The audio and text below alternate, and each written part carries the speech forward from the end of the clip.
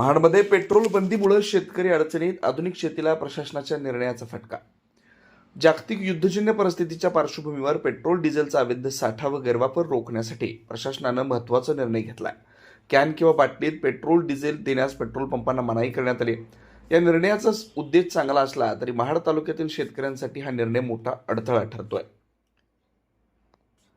नेमकी अडचण काय?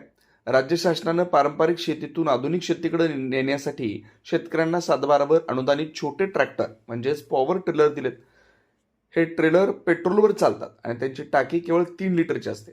आता प्रशासनाच्या बंदीमुळे पेट्रोल पंप चालक शेतकऱ्यांना कॅनमध्ये पेट्रोल देण्यास नकार देतात. पंपावर ट्रॅक्टर घेऊन या, तिथंच पेट्रोल भरतो असं सांगितलं जातं. मात्र 3 लिटरची टाकी भरण्यासाठी 15-20 किलोमीटरवरील पंपावर ट्रेलर नेणं पूर्णपणे अव्यवहार्य आहे.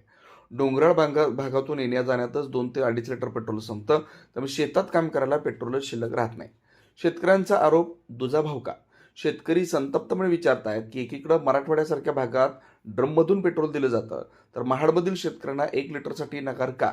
शिवाय टपरीवर विक्रीसाठी शेकडो लिटर पेट्रोल सहज मिळतं, मग शेतीसाठी 1-2 लिटर देताना अडचण का? या कात्रीत सापडून आधुनिक शेतीकडे वळलेला शेतकरी हतबल झालाय. पेरणीची, नांगरणीची कामं खोळंबलीत. शासन एकीकडे आधुनिक शेतीची स्वप्न दाखवतं आणि दुसरीकडे इंधनाअभावी यंत्रणा बंद पडते. शेतकऱ्यांची मागणी, ओळखपत्रावर सूट. 7/12 उतारा किंवा कृषी विभागाचे ओळखपत्र दाखवणाऱ्या शेतकऱ्यांना शेती कामासाठी मर्यादित प्रमाणपत्र, कॅनमध्ये पेट्रोल देण्याची परवानगी द्यावी.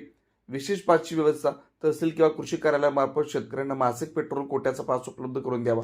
समान न्याय. जर इतर भागात सवलत असेल तर कोकणातील शेतकऱ्यांवर अन्याय का? नियम सर्वांसाठी समान असावे. प्रशासनानं तातडीने यात लक्ष घालून शेतकऱ्यांना दिलासा द्यावा, अन्यथा आधुनिक शेतीची स्वप्न मातीमोल होतील आणि शेतकरी पुन्हा कर्जाच्या खाईत लोटला जाईल. नियम महत्त्वाचे आहेत, पण अन्नदात्याचे हात बांधून देश कसा चालेल? ब्युरो रिपोर्ट, तेज मराठी न्यूज, महाड, रायगड.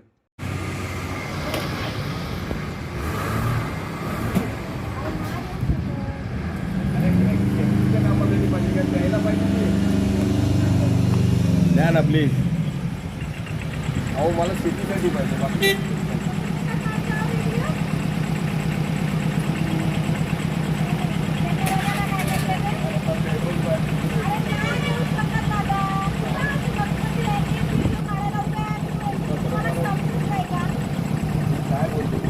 शेतीसाठी पाहिजे, द्यायला मागत नाही मी.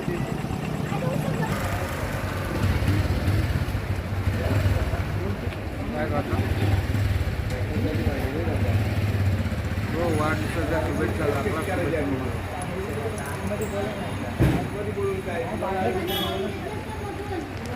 या प्लीज. जाऊ 1 लिटर पेट्रोल आम्ही शेतकरी वर्गातून जाऊ. आम्हाला काही प्यायचं आहे